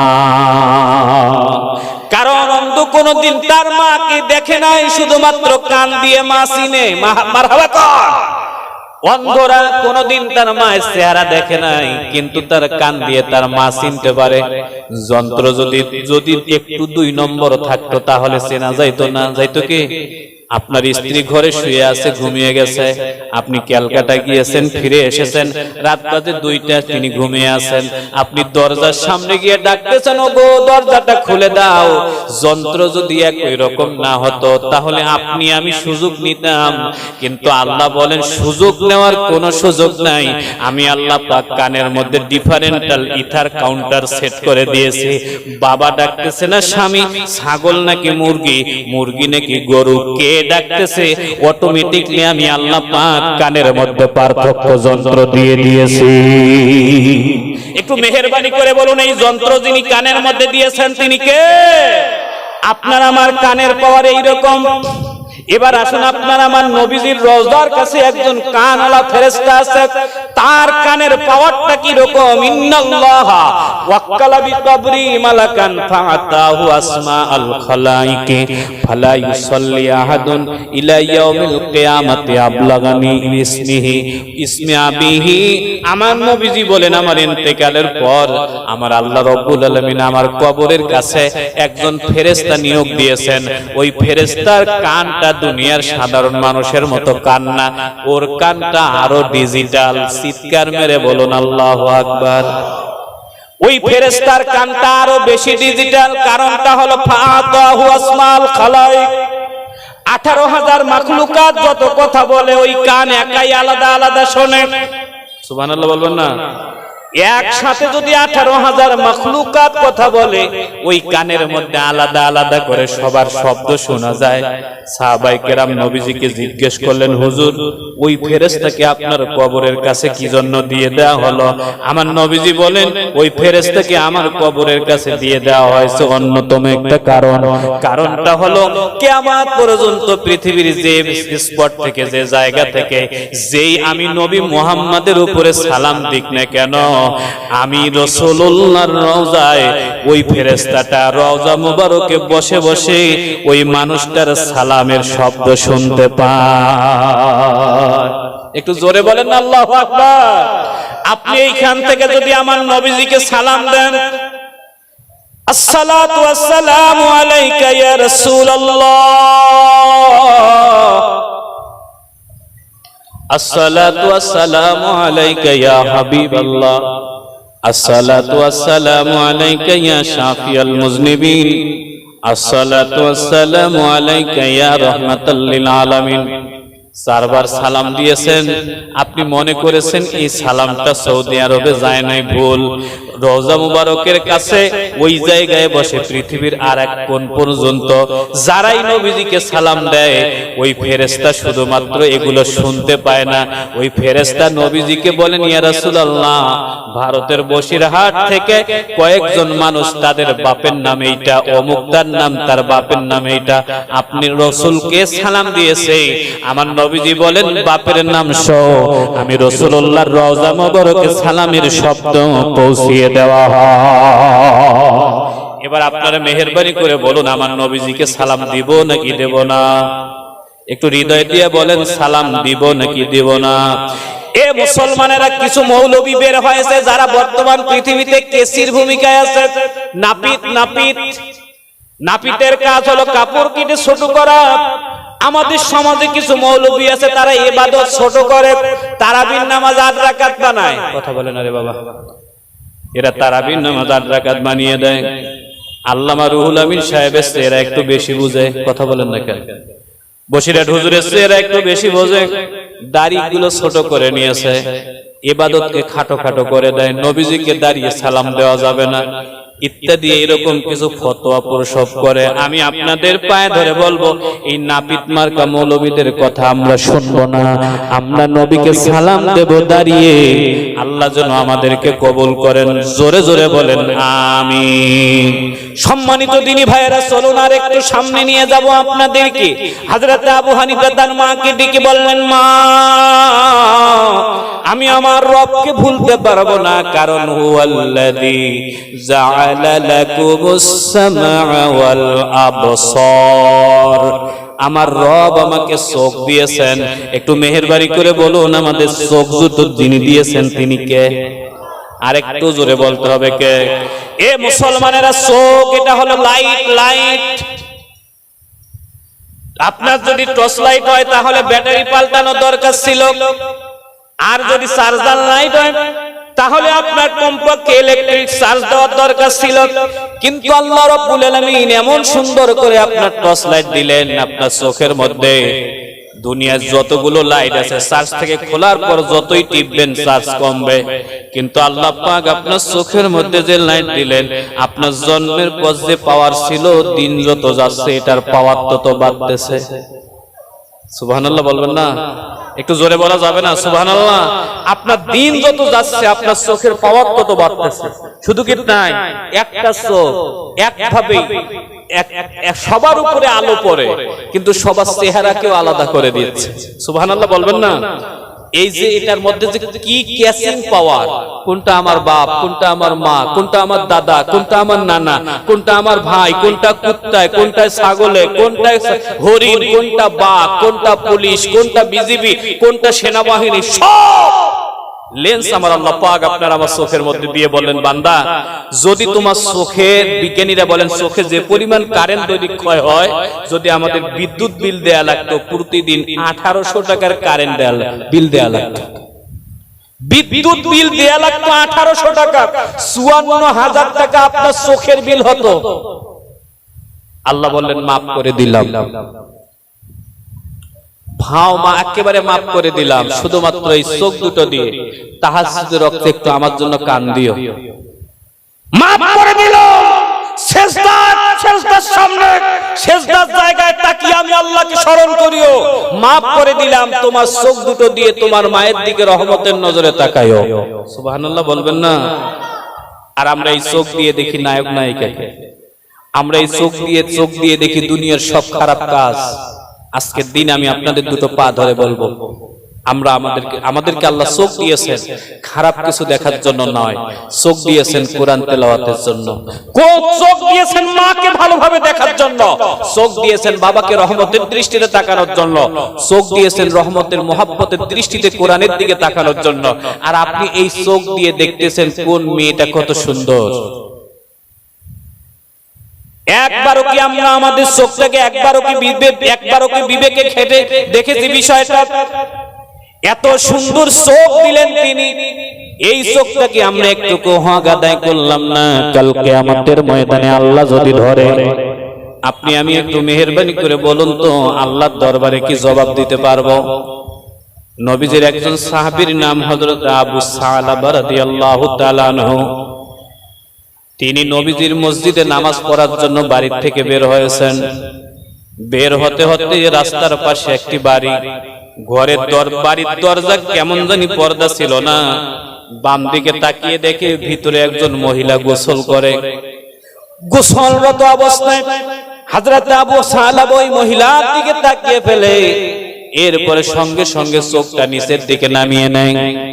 নামানোর পরে আবু সালাবা ওই জায়গায় 2 রাকাত নফল নামাজ পড়ে কান্না শুরু করে। আল্লাহকে ডাক দিয়ে বলেন, আল্লাহ আমি ইচ্ছা করে ওই মহিলার দিকে তাকাই নাই, আমি আমার অজান্তেই ঘাড় আমার ওদিকে ঘুরে গেছে। আয় আল্লাহ, তবু আমি তওবা করছি। আল্লাহ, গোসলরত অবস্থায় একজন মায়ের দিকে তাকিয়েছি, আল্লাহ মেহেরবানি করে তুমি আমাকে মাফ করে দাও। কিন্তু মনের মধ্যে আবু সালাবার ভয় ঢুকে গেছে। আবু সালাবা মনে মনে ভয় করতেছেন, আমি মদিনার মসজিদে যাইতে যাইতে আল্লাহ যদি আমার নবীজির উপরে কোরআনের আয়াত নাজিল করে বলে দেয় যে আমি মুনাফিক, তাহলে তো আমার জন্য দুনিয়া আখিরাত দুইটাই শেষ হয়ে যাবে। এই জন্য আবু সালাবা মদিনার মসজিদে না গিয়ে কানতে কানতে একটা জঙ্গলের মধ্যে চলে গিয়ে একটা গুহার মধ্যে লুকিয়ে গেছে। হযরত আবু সালাবা ওই গুহার মধ্যে কান্দে আর আল্লাহর দরবারে সব সময় বলে, আল্লাহ ও আরশের মালিক আল্লাহ, আমি ইচ্ছা করে ওই মহিলার দিকে তাকাই নাই, আমার অজান্তে মহিলার দিকে আমার চোখ চলে গেছে, আল্লাহ তুমি আমাকে মাফ করে দাও। আপনার আমার চোখ এই শয়তানের এই বাক্সটা নাজিল হওয়ার পর থেকে এটা আপনি যখন অন করবেন, আপনি চাইলেও কিছু উলঙ্গ ছবি আসবে, না চাইলেও আসবে। আমরা কত আনন্দ করে দেখছি রে মুসলমান, একটার পর একটা সুন্দরী মেয়েদের দিকে তাকিয়ে তাকিয়ে থাকি। আবু সালাবার দিকে এবার তাকান, তিনি একটি গুহার মধ্যে চলে গেছেন। গুহার মধ্যে পড়ে এবার হাউমাউ করে ডুকরে ডুকরে কান্দেন। বিশ্ব নবী এদিকে মাস খানিক হয়ে যায় আবু সালাবাকে দেখে না। আল্লাহর নবী একদিন ওমরকে ডেকে বললেন, ওমর, আমি আবু সালাবাকে দেখতেছি না, আবু সালাবাকে এনে দাও। হযরত ওমর বলেন, ইয়া রাসূলুল্লাহ, ইয়া হাবিবাল্লাহ, এক মাস থেকে আবু সালাবাকে চোখে পড়ে নাই। ওগো নবীজি, আমি আবু সালাবাকে কোথায় পাবো? আমার নবীজি বললেন, ওমর রে, কোথায় পাবে এটা বড় কথা না, আবু সালাবাকে খুঁজে বের করে দাও। হযরত ওমর, হযরত আবু বকর 10-15 জন সাহাবী মিলে আবু সালাবাকে চতুর্দিকে পাগলের মতো করে খুঁজে, কেউ আবু সালাবাকে বের করতে পারে না। হযরত আবু সালাবাকে কেউ খুঁজে পায় না। খুঁজতে খুঁজতে 5 দিন 7 দিন পর একটি খেলার মাঠে হযরত আবু বকর কয়েকজন বাচ্চাকে জিজ্ঞেস করেন, তোমরা কি আবু সালাবাকে দেখেছো? ছেলেরা বলল, আবু সালাবা নামে কাউকে চিনি না, তবে ওই গুহার মধ্যে একটা যুবক আছে। ওই যুবক থেকে আমরা যতদিন এখানে এসেছি, ওই গুহার নিচে আমরা গুহার উপরে দাঁড়ালে কান্নার শব্দ পাই। উনি একদিন পর পর বের হয় গুহার উপরে, আমরা একটু ওনাকে ছাগল থেকে দুধ দহন করে দেই, দুধটুক খেয়ে আবার ওই গুহার মধ্যে ঢুকে যায়। হযরত আবু বকর বলেন যে আমরা 8-10 জন মিলে গুহার উপরে গিয়ে দাঁড়িয়ে গেলাম। দাঁড়িয়ে গিয়ে দেখলাম ঠিকই এটা আবু সালাবা। হযরত আবু বকর বলেন, ও আবু সালাবা, তাড়াতাড়ি করে চলে আসো। হযরত আবু সালাবা আবু বকরের দিকে তাকিয়ে ডাক দেয়, আবু বকর, আমি বুঝতে পেরেছি আল্লাহ পাক নিশ্চয় আমাকে মুনাফিক বানায় কোরআনের আয়াত নাজিল করেছেন। আবু বকর বলেন, না রে না, তোমার উপরে কোরআনের কোনো আয়াত নাজিল হয় নাই, তুমি কি অপরাধ করেছো? হযরত আবু সালাবা বলেন, আগে বলো কোন আয়াত নাজিল হয়েছে কিনা। বলছে, না, নাজিল হয় নাই। আবু সালাবা বলেন, আমি কোন অপরাধ করেছি এটা প্রকাশ করে তোমাদেরকে সাক্ষী বানাতে চাই না, তবে আমি একটি অপরাধ করেছি, আমি ভয় পাচ্ছি আমার উপরে কোরআনের আয়াত নাজিল হবে, আমি ধ্বংস হয়ে যাব। এই জন্য আজকে 1.5 মাস থেকে এই গুহার মধ্যে কাঁদতেছে। হযরত আবু বকর বলেন, আবু সালাবা, বিশ্বনবী তোমাকে আমাদেরকে নিয়ে যেতে বলেছে। আবু সালাবা বলেন, না, আমি যত বড় অপরাধ করেছি নবীর সামনে দাঁড়ানোর কোনো ক্ষমতা নাই আমার। আমাকে মুনাফিক লাগতেছে। তোমরা আমাকে পিড়ি করো না, তোমরা আমাকে পিড়ি করো না, তাড়াতাড়ি করে আমাকে ছেড়ে দাও। আমার দিনী ভাইরা, হযরত আবু সালাবাকে এক পর্যায়ে জোর করে নবীজির কাছে নিয়ে যাওয়া হলো। আবু সালাবা নবীজির কাছে গিয়ে আল্লাহর নবীকে হামাগুড়ি দিয়ে ধরে নবীজির রানের উপরে মাথাটা দিয়ে বললেন, হুজুর, আমাকে মাফ করে দেন, আমি বড় অন্যায় করেছি। আল্লাহ আমার নবীজি বলেন, আবু সালাবা রে, তুমি যেদিন গুহায় আশ্রয় নিয়ে কান্নাকাটি শুরু করেছো, আমার আল্লাহ রব্বুল আলামিন সেদিনেই তোমাকে মাফ করে দিয়েছে। আমি আপনাদের দুটো পা ধরে বলবো, আপনারা একটু মেহেরবানি করে বলুন তো, আমাদের যিনি দুটো চোখ দিয়েছেন তিনি কে? আল্লাহ আমাদেরকে চোখ দিয়েছেন। এই চোখ আমাদের জানায় জানতে অজান্তে খারাপ কিছু চোখে পড়বে। এই জন্য আপনার আমার দায়িত্ব হচ্ছে তওবা করে নেওয়া। আমরা যদি তওবা করতে পারি তাহলে আপনি আমি আল্লাহর নৈকট্য প্রাপ্ত বান্দা হতে পারবো। আর যদি তওবা না করি তাহলে কাল কিয়ামতের ময়দানে আল্লাহর দরবারে আমাদেরকে জবাব দেয়া লাগবে। আমার দিনী ভাইরা, হযরত আবু হানিফা তার মাকে ডাক দিয়ে বললেন, আম্মু আমার, আমি যে মাথাটা নিয়ে দৌড়াদৌড়ি করি এই মাথাটাও তো কেউ দেয় নাই। আপনারা একটু মেহেরবানি করে বলুন, আপনার আমার মাথা যিনি দিয়েছেন তিনি কে? আরেকটু জোরে বলেন, কে? আমার আলোচ্য বিষয় কিন্তু সৃষ্টিকর্তা কিভাবে সৃষ্টি করেন। এবার আপনারা মিলেই দেখেন আমরা লাইনের মধ্যে আছি কিনা। আল্লাহ চোখ দিলেন, কান দিলেন, এরপরে মাথা দিলেন। আপনারা ভারতের মানুষ, আপনাদেরকে একটুখানি বলি, এই জাতীয় আলোচনাগুলো ভারতবর্ষে কম হয়, কম করা হয়। বিজ্ঞানীরা বলেন এই মাথার মধ্যে যে পরিমাণ মগজ আছে এটার ওজন 1 কেজি কিংবা 1.5 কেজির মতো হয় সাইজ ভেদে। বিজ্ঞানীরা বলেন দেখতে মগজের মতো, চর্বির মতো, কিন্তু আমরা গবেষণা করে দেখি মানুষের মাথার মধ্যে কোনো চর্বি নাই। সুবহানাল্লাহ, জোরে বলেন, একটু জোরে বলেন না, আর একটু জোরে কন। আমরা গবেষণা করে দেখলাম মাথার মধ্যে কোনো তেল নাই, চর্বি নেই। বিজ্ঞানীদেরকে জিজ্ঞেস করা হলো তাহলে মাথার মধ্যে ওগুলো কি? বিজ্ঞানীরা বললেন মাথার মধ্যে আমরা তাকিয়ে দেখলাম সবগুলো তার। কি? সবগুলোই তার। বিজ্ঞানীদেরকে বলা হলো কত হাত তার রয়েছে মানুষের মাথায়? আমার দিনী ভাইরা মাথা নিয়ে বেশি বাড়াবাড়ি করেন, মনে করেন মাথা আপনার বাপের কোম্পানি তৈরি করা। মাথা আপনার বাপের কোম্পানি তৈরি করা না রে। বিজ্ঞানীরা বলেন মানুষের মাথার মধ্যে যে পরিমাণ তার আছে, এই তারটুকু দিয়ে যদি গোটা পৃথিবীটাকে ওয়্যারিং করেন, বিদ্যুতের মতো করে গোটা পৃথিবীটাকে যদি ঘেরাও করেন, 3 বার ঘেরাও করতে পারবেন, আপনার মাথা তার শেষ হবে না। এই জন্য আপনি বসিরহাটে বসে আপনি চিন্তা করেন আমেরিকার, তার মানে আপনার মাথার তার আমেরিকায়ও আছে। আল্লাহু আকবার বলবেন না? আপনি এই জায়গায় বসে চিন্তা করেন আসমানের, মানে আপনার তার আসমানেও আছে। আল্লাহু আকবার বলবেন না? আপনার যত আপনার মাথা আপনার চিন্তার পরিধি যত, তার সে কয়েক গুণে বেশি। আমার আল্লাহ বলেন এত সুন্দর তার দিলাম, আমি আল্লাহ যদি ইচ্ছা করতাম মাত্র এক জায়গার তার একটু লাইনটা কেটে দিতাম, তাহলে সারা জীবন মানুষ তোমাকে পাগল বলতো। আমি আল্লাহ মাথা দিলাম যাতে করে এই মাথা দিয়ে গভীর রাতে একটু আল্লাহর কথা চিন্তা করো। আমি মাথা দিলাম নামাজের সময় যেন আল্লাহর কথা ভুলে না যাও। আমি মাথা দিলাম জিকির আজকারের সময় যেন অন্য কোনো চিন্তা না করো। আর তোমরা এই মাথা নিয়ে সারা জীবন মানুষ ঠকানোর বুদ্ধি করো। আমি আল্লাহ বলে দিচ্ছি ওয়েট কর, যখন কবরে আসবে এমন গুতান গুতাবো যে তুমি পালানোর জায়গা খুঁজে পাবে না। একটু মেহেরবানি করে বলুন 2 নম্বরই চিন্তা কি মাথা দিয়ে করা যাবে? একটু জোরে বলেন, করবো নাকি? আমরা 2 নম্বরে চিন্তা করব না। আমার দিনী ভাইরা হযরত আবু হানিফা রাহমাতুল্লাহ আলাইহি তার মাকে ডাক দিয়ে বলেন, ও আম্মু, আল্লাহ তো নাক দিয়েছেন, আল্লাহ তো নাকও দিয়েছেন, নাক নাক। আপনাদের এদিকে মনে হয় নাক আছে? প্রতিটা মানুষের এই নাক থাকার কথা। দেখতেই দেখবেন দুটো ছিদ্রওয়ালা একটা উঁচু জিনিস, কিন্তু আপনি এর পাওয়ার দেখছেন? পৃথিবীতে যত পাওয়ারফুল জিনিস আছে এর চেয়ে পাওয়ারফুল জিনিস একটাও নাই।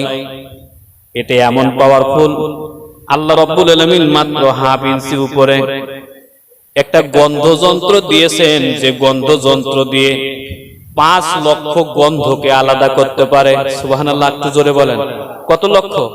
5 লক্ষ গন্ধকে আলাদা করা যায়। আল্লাহ রাব্বুল আলামিন না 5 লক্ষ গন্ধযন্ত্র দিলেন এই নাকের ভিতরে।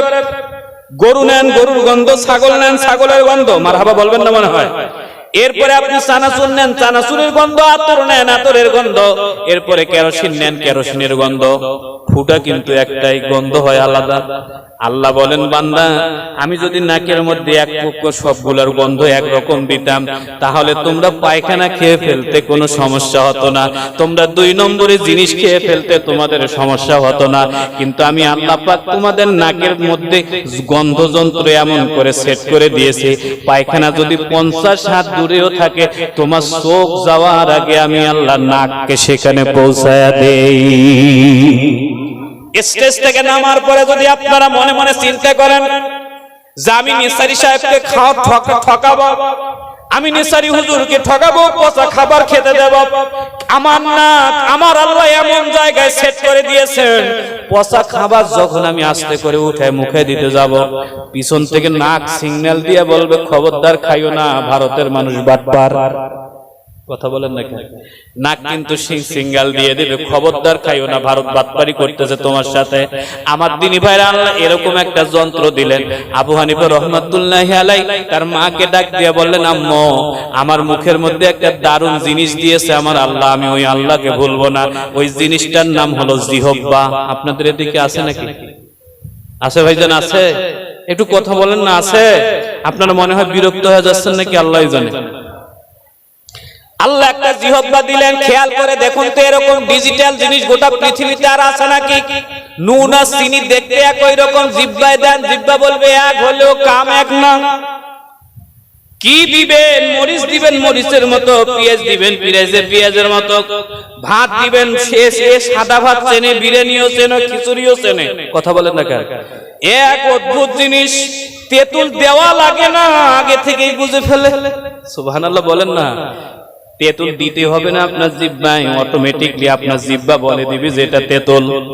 আমার দিনী ভাইয়েরা জিহ্বা দিয়ে দিলেন। আমাকে যদি আপনারা মুরগির গোশত আর খাসির গোশত আলাদা দেন, দিয়ে বলেন মুরগিকে যদি খাসি মনে করে আমাকে বলেন মুরগি দিচ্ছে না, যদি দাবি করেন যে এটা খাসি, আর আমি যদি চক্ষু বন্ধ করে মুরগি খাই, আমার জিহ্বা মনে হয় টের পাবে না যে এটা মুরগি না খাসি? না পাবে? আমার জিহ্বা টের পেয়ে যাবে যে এটা মুরগি না খাসি। মুড়ি দিবেন মুড়ির স্বাদ, পেঁয়াজ দিবেন পেঁয়াজের স্বাদ, আপেল দিবেন আপেলের স্বাদ, কমলা দিবেন কমলার স্বাদ। একেবারে অদ্ভুত একটা যন্ত্র দিলেন জিহ্বা। আমার আল্লাহ বলেন ওয়ালিসান ওয়া শাফাতাইন, তোমাদের জিহ্বা দিলাম কথা বলার জন্য, স্বাদ নেওয়ার জন্য। আপনি এই জিহ্বা দিয়ে একবারও আল্লাহ নামটা নিলেন না। যারা যারা মনে করেন জিহ্বা দিয়ে আমার আল্লাহকে ডাকা দরকার, আপনারা একটু মেহেরবানি করে যত বুকে শক্তি আছে সবটুকু শক্তি দিয়ে এই জিহ্বাটা দাঁতের গোড়ায় লাগাই দিয়ে একটু সবাই মিলে আওয়াজ দিয়ে আমার আল্লাহকে খুশি করার জন্য একবার ডাকুন তো আল্লাহ। আরো জোরে বলুন আল্লাহ, আরো জোরে বলুন আল্লাহ। আমার দিনী ভাইয়েরা, হযরত আবু হানিফা তার আম্মুকে ডাক দিয়া বলেন, আম্মু রে, আমার আল্লাহ মাথা দিলেন, আমার আল্লাহ চোখ দিলেন, আমার আল্লাহ নাক দিলেন, আমার আল্লাহ জিহ্বা দিলেন, আমার আল্লাহ কান দিলেন, আমার আল্লাহ গোটা শরীরের মধ্যে রক্ত চলাচলের জন্য রক্ত শিরা দিলেন। আমি আপনাদেরকে আজকে সঠিক হিসাবটা দিয়ে যাই।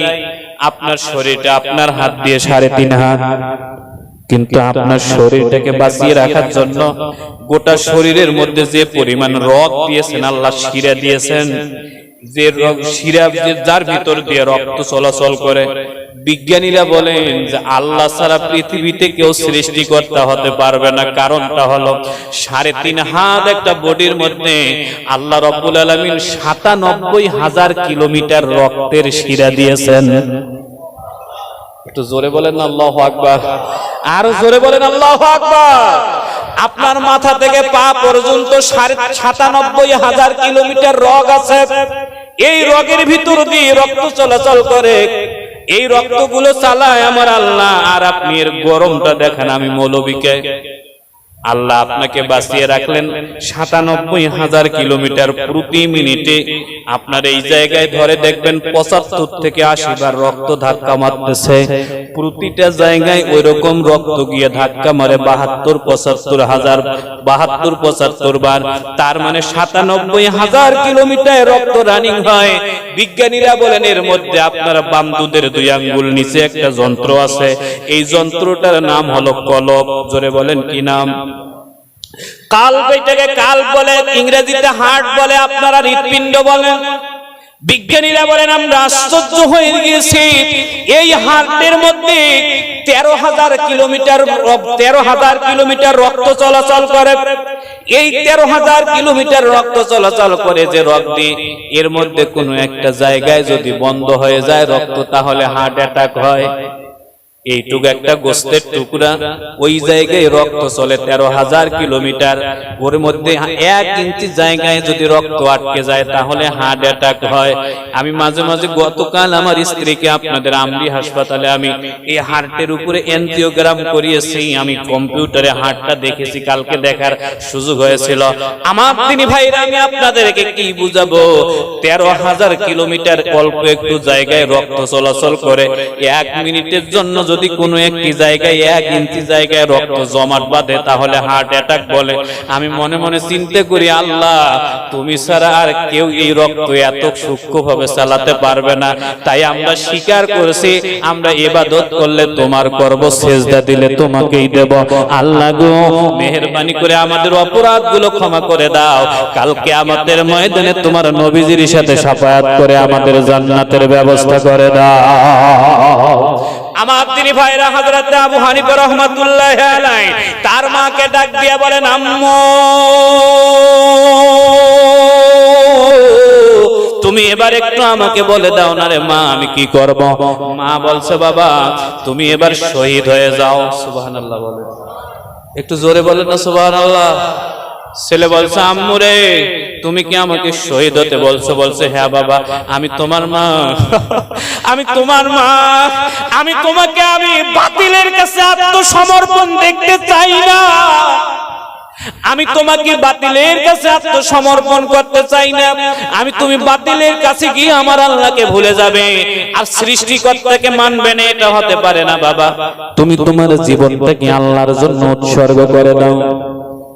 অনেকে প্রশ্ন করবেন যে হুজুর, মানুষ যখন শহীদ হয় তখন কি তার কোনো কষ্ট হয় না? হৃদয় দিয়ে শুনবে আমার যুবকেরা রে, হাসরের ময়দানে সর্বপ্রথম শহীদরাই লাফ দিয়ে উঠবে। পরনের মধ্যে যে কাপড়ে তাকে শহীদ করা হয়েছিল ওই কাপড়টাই থাকবে। কবরে যাওয়ার পর রক্ত বন্ধ থাকবে, কিন্তু হাসরের ময়দানে যখন তাদেরকে ডাক দেওয়া হবে আবার নতুন করে রক্ত বের হওয়া শুরু হবে।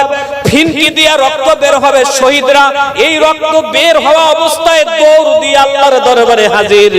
আল্লাহকে ডাক দিয়া বলবেন, ওগো আরশের মালিক আল্লাহ, আল্লাহ গো তাড়াতাড়ি আমাদেরকে জান্নাতের চাবি দাও।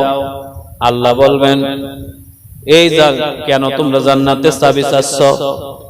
শহীদরা বলবে, আল্লাহ হাদিস শরীফের মধ্যে পড়েছিলাম হাসরের ময়দানে শহীদদের কোনো হিসাব হবে না, বিনা হিসাবে তুমি জান্নাতে দিবা। ও আরশের মালিক আল্লাহ, আমরা তো শহীদ হয়েছি, চাবি দাও, আমরা এখন সোজা জান্নাতে চলে যাব।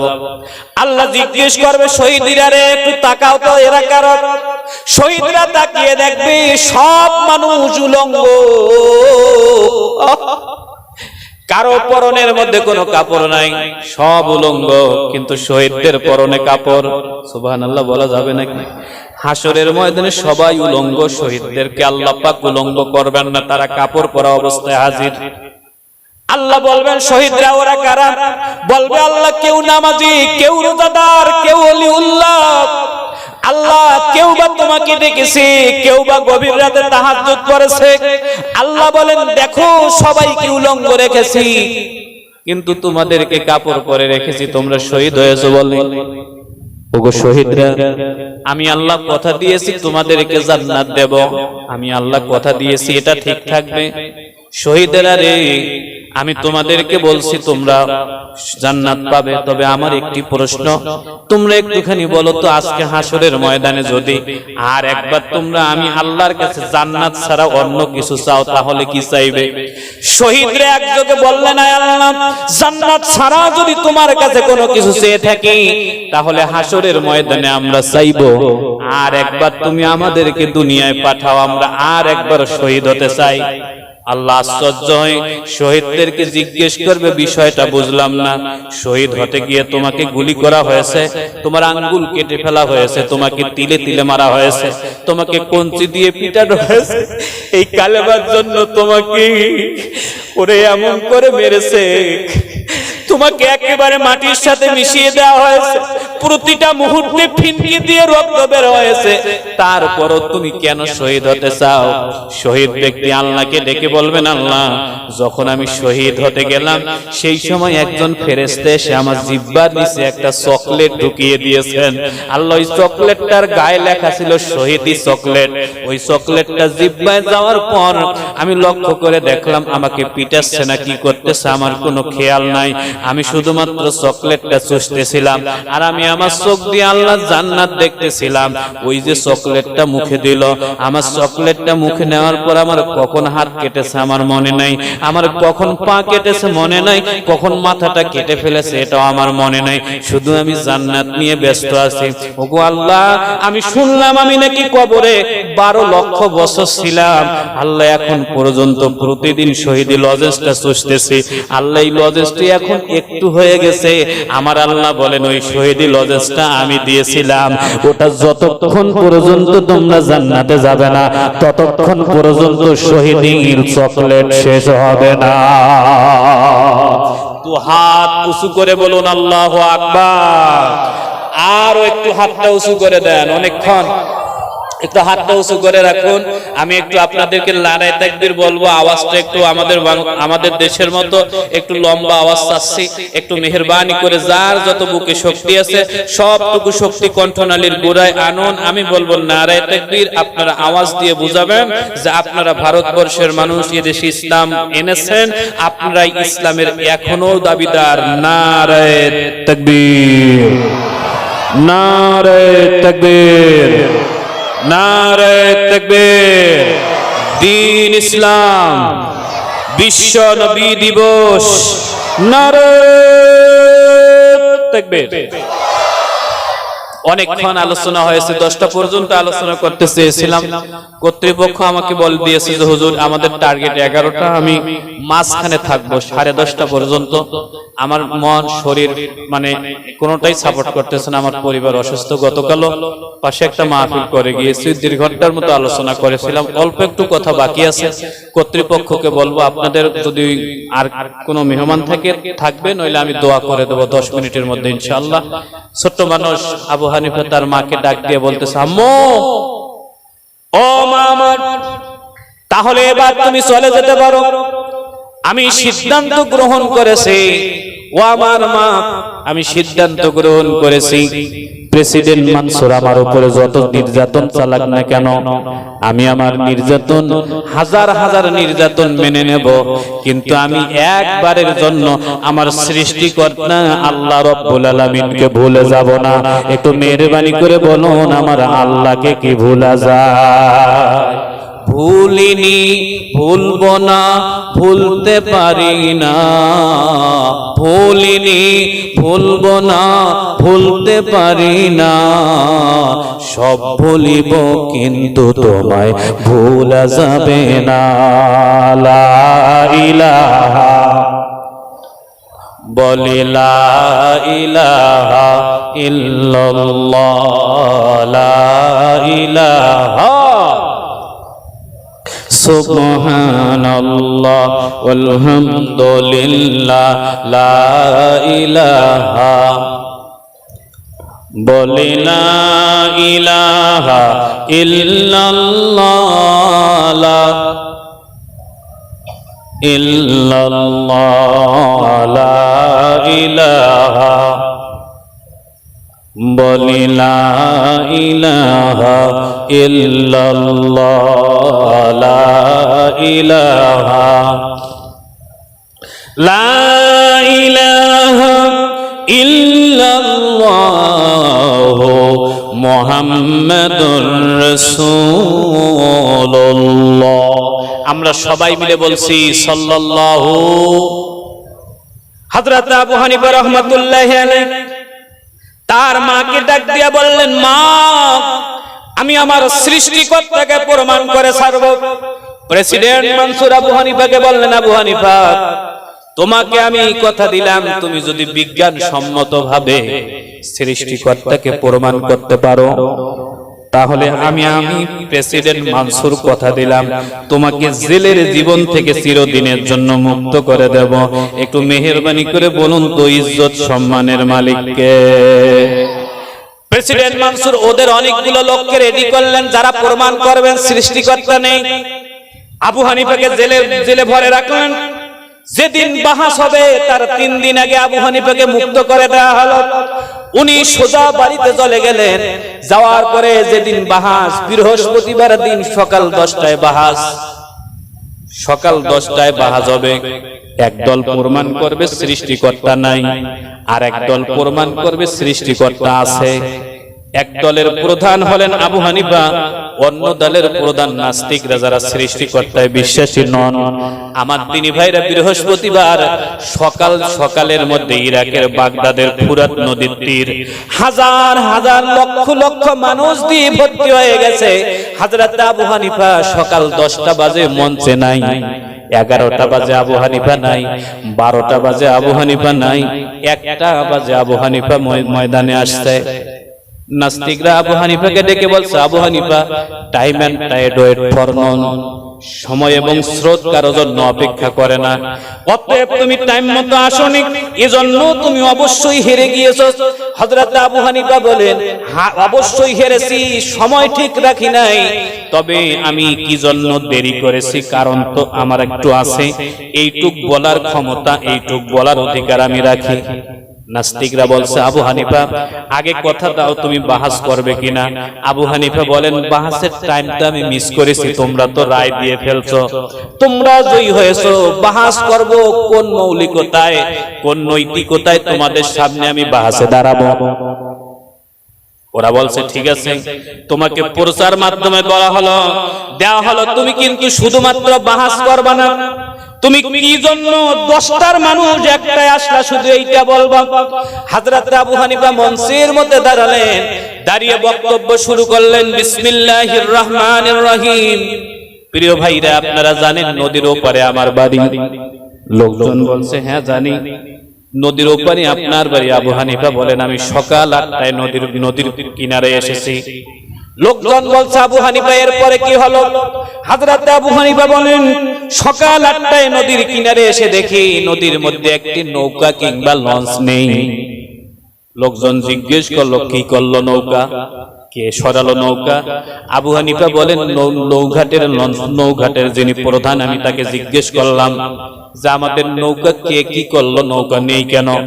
উনি জবাব দিলেন, ও আবু হানিফা, তুমি নদী পার হয়ে বাহাস করতে যাবে, এই জন্য প্রেসিডেন্ট মানসুর নদী থেকে নৌকাগুলো সরায় ফেলেছেন। আবু হানিফা বলেন, এবার লোকজন বলছে, নদীতে যদি নৌকা না থাকে তাহলে আসলেন কিভাবে? আবু হানিফা বলেন, নদীর কিনারে দাঁড়িয়ে আমি আমার আল্লাহ রাব্বুল আলামিনের দরবারের জিকির শুরু করে দেই। অনেকক্ষণ নদীর কিনারে দাঁড়িয়ে দাঁড়িয়ে আমার আল্লাহর জিকির করি, অনেকক্ষণ জিকির করি আর মনে মনে আল্লাহকে বলি, আল্লাহ আমাকে একটা নৌকা দাও। আপনারা একটু মেহেরবানি করে বলুন তো, বান্দা যদি বিপদে পড়ে আল্লাহর কাছে কিছু চায়, আমার আল্লাহ দেয় নাকি দেয় না? 2 পারা 7 পৃষ্ঠার 5 লাইন 2 নম্বর সূরা, সূরাটির নাম সূরা আল বাকারা, আয়াত নম্বর 185। ওয়া ইদা সাআলাকা ইবাদি আন্নী ফা ইন্নী করিব উজিবু দাওয়াতাদ দাঈ ইযা দাআন ফালইস্তাজিবু লি ওয়াল ইউমিনু বি লাআল্লাহুম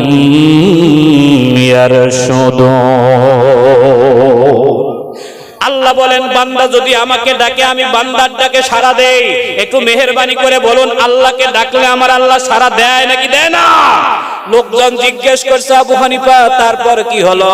হযরত আবু হানিফা বলেন, আমি জিকির করতে করতে 9টা পর্যন্ত জিকির করলাম, কিছুই পাইলাম না।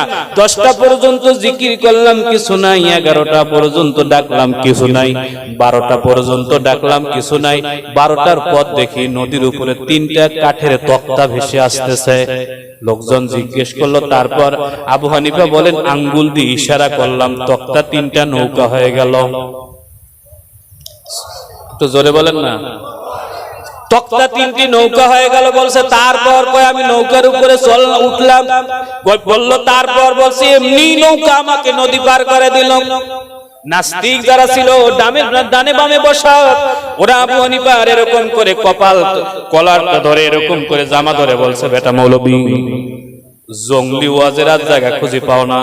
আবু হানিফা বলেন, কেন? আমি তো ওয়াজ করতেছি না, রাস্তায় যা হয়েছিল আমি তাই বুঝাইলাম, বাহাস তো করতেছি না।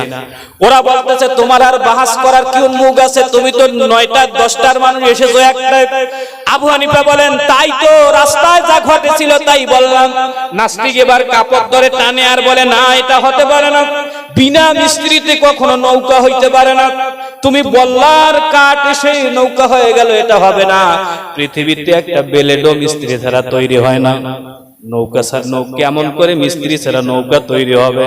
আবু হানিফা এবার নাস্তিকের পিঠে হাত দিলেন, দিয়ে বললেন, প্রিয় ভাই, বাহাস করতে না করেছেন তাই করব না, একটু যুক্তির খাতিরে আপনাদেরকে জিজ্ঞেস করি, ছোট্ট একটা বেলেট বানাতে যদি একটা মিস্ত্রির দরকার হয়, ছোট্ট একটা নৌকা বানাতেও যদি একটা মিস্ত্রির দরকার হয়, এবার আপনারা একটু বলেন তো, সাতটা আসমানে কোনো খুঁটি নাই, এই জমিনের নিচে অনেকগুলো পাহাড় পর্বত, তার মধ্যে নদী, সাগর, মানুষ, গরু, গাছগাছরা, অনেকগুলো প্রাণী আছে, এগুলোর কি কোনো মিস্ত্রি নাই? না এমনি হয়েছে? নাস্তিক আবু হানিফার মুখের দিকে তাকায় আর ডাক দিয়া বলে, নিশ্চয় একজন মিস্ত্রি আছে। আবু হানিফা জিজ্ঞেস করেন, তাহলে বলো তো এই মিস্ত্রিটার নাম কি? নাস্তিক আসলে ভিতর থেকে হেদায়েত হয়ে গেছে। নাস্তিক দুটো হাত উঁচু করে বলেছেন, এগুলো যিনি বানিয়েছেন তিনি হলেন। এত আসতে এটাই শেষ আওয়াজ, একটু মেহেরবানি করে বলুন, তিনি হলেন। এবার আপনারা একটু মেহেরবানি করে বলুন, সৃষ্টিকর্তা আছে না নাই?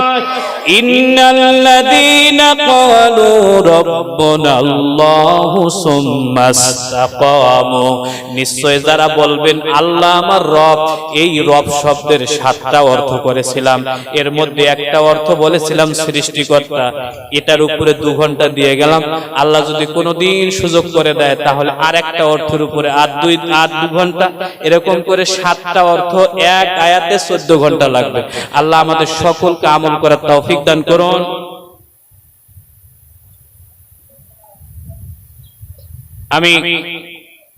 আল্লাহ আমাদের সকলকে আমল করার তৌফিক দান করুন। সবাই মিলে বলছি আল্লাহুম্মা আমিন।